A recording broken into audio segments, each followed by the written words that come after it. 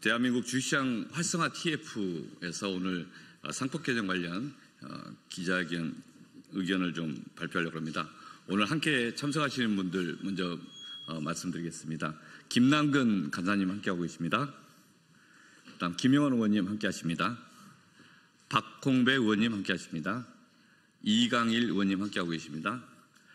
강준현 정무위 간사님 함께하고 계십니다.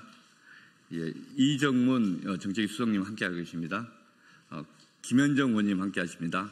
박주민 의원님 함께하고 계십니다.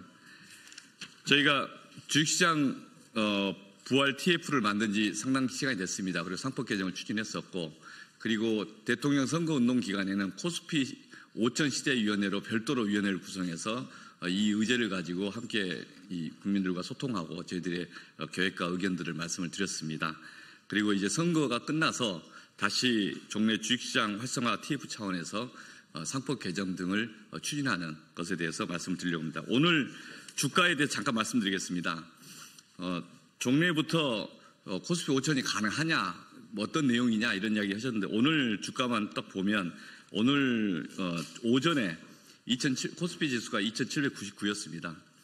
최근 3개월 동안에 가장 주가가 낮았던 시점을 찾아보니까 올해 4월 9일이었습니다. 4월 9일 2284였습니다. 그래서 2284에서 오늘 잠시 9시 넘어서 2799, 거의 2800 가까이 된 겁니다. 500포인트의 차이가 있었습니다. 두 달 사이에. 그만큼 우리 사회에 정치적인 불확실성을 해소한다면 우리 사회의 자본시장의 신뢰가 더 나아질 것이다. 그리고 이재명 정부가 들어서면 자본시장이 투자자 입장에 정상적으로 갈 것이라는 기대감을 반영해주고 있는 거 아닌가 싶습니다. 사실은 선거운동 기간 중에서도 이 2600을 돌파하고 그리고 2700을 향해 가고 2700을 돌파하고 이후의 상황이 좀 개선됐었습니다. 지금 이후에 선거운동 과정에서 이재명 대통령이 후보 시절 이야기했던 약속들을 하나하나 이행한다면 자본시장의 코스피 시장에서의 3000 돌파는 그리 어려운 일이 아닐 것입니다. 그리고 자본시장의 가장 큰 목적은 이 산업에서의 필요한 자금의 흐름을 확보하는 것입니다. 그리고 부동산에 쏠려있던 우리 투자의 대상을 자본시장으로 넓히는 것입니다. 그게 10여 년 동안 또는 한 20여 년 동안에 우리 사회에서의 변화의 방향으로 정책 제안이 있었던 의제인데 아직 그렇게 개선되지 않고 있습니다. 그 모든 원인은 대한민국 자본시장, 특히 주식시장에 대한 투자자의 불신이고, 그 불신은 거수기 이사회 때문이다라고 우선 보고 있습니다. 그리고 그 거수기 이사회를 책임지는 이사회, 자신들이 주주들의 입장에서 행동을 했는가에 대해서 책임을 물을 수 있는 그런 제도가 필요하다. 그 수단으로서 상법 개정을 이야기하고 있다. 또 하나는 그 자본시장의 신뢰 회복을 위해서 새로운 이재명 정부는 이 주식시장의 활성화, 코스피 5000 시대를 위한 일관된 컨트롤 타워가 필요하다라는 게 지난번 선거 과정에서 많은 시장 참여자들과 전문가들이 요구를 했습니다. 그 문제 제기도 이후에 이재명 정부의 구성과 과정에서 함께 의견을 개진하고 또 소통하려고 합니다.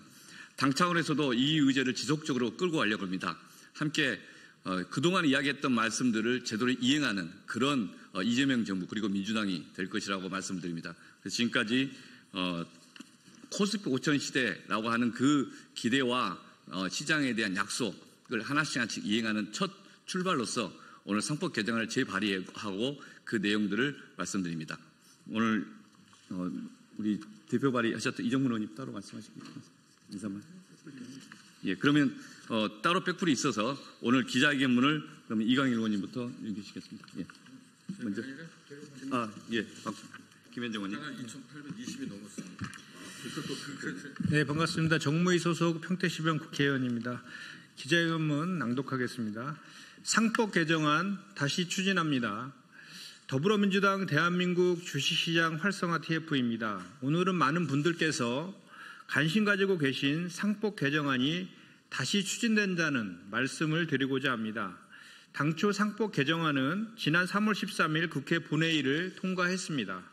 그런데 윤석열 정부 한덕수 권한대행이 거부권을 행사했고 지난 4월 17일 국회에서 재의결에 붙여졌지만 안타깝게도 부결되었습니다. 그 사이 대한민국 국민들은 내란을 극복하고 국민주권 정부를 출범시켰습니다.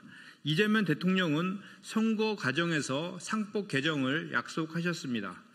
선거를 통해 확인된 민의를 반영하여 상법 개정안을 다시 발의합니다.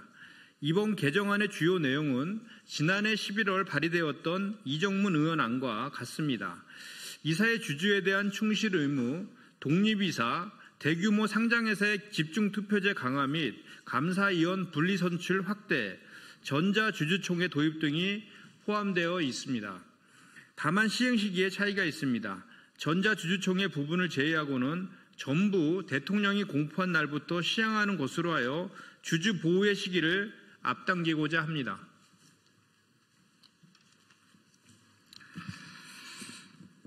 네, 상법 개정안 발의에 한 가지 더 추가했습니다. 3% 룰 개정에 대한 제안이 포함됐습니다.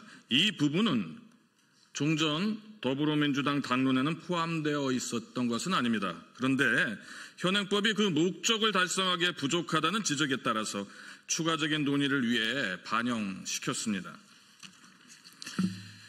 상법 개정에 대해서는 이미 사회적 논의가 충분히 진행되어 왔습니다.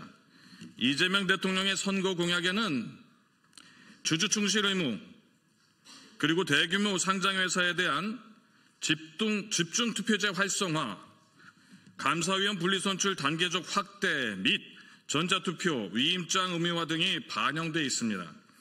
그리고 이 대통령은 후보 시절 상법 개정에 대해 기존 국회 통과된 안을 더 보완해야 하고 한 달도 걸리지 않을 것이라 밝혔습니다.